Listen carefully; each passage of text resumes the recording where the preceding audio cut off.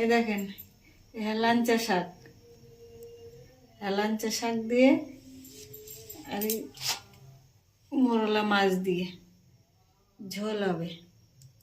এই শীতকালে পিঠে মাটা খেয়ে তো পেট গরম হচ্ছে, এই হেলাঞ্চা শাক খেলে পেট ঠান্ডা করবে, বাচ্চারা খাবে, সবাই খেতে পারবে, খুব তিতো না।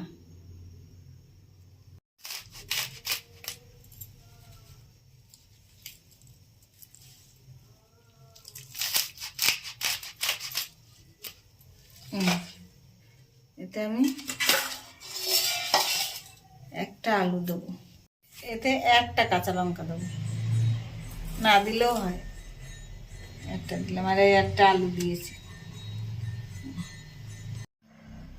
এই যে মোরলা মাছ লবণ হলুদ মাখানো হয়ে গেছে। হেলাঞ্চ আর ওই মোরলা মাছের জন্য কড়াইতে তেল দিচ্ছি।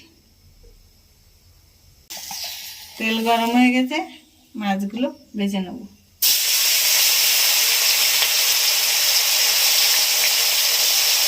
এগুলো ভাজা হয়ে গেছে, তুলে নিচ্ছি। বাকি মাছগুলো এই তেলে ভেজে নেব।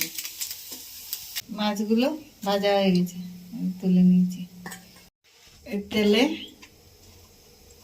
দেব জিরে ফোড়ন,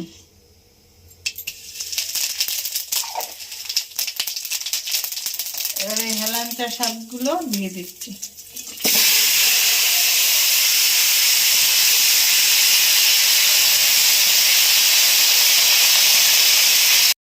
এবার দিচ্ছি জল,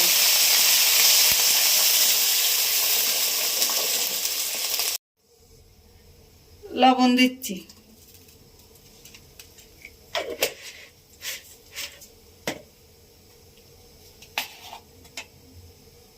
এবার দেবো হলুদ। এই যে জল ফুটে গেছে হেলাঞ্চার, এই যে মাছ দিয়ে দিচ্ছি।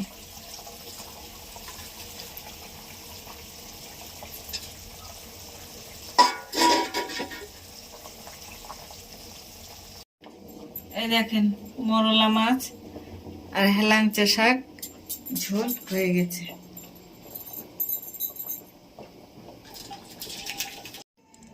এই যে হেলাঞ্চা শাক আর মোরলা মাছের ঝোল, খাবেন, খুব উপকারী জিনিস, বাচ্চা কাচ্চা সবাইকে খাওয়াবেন।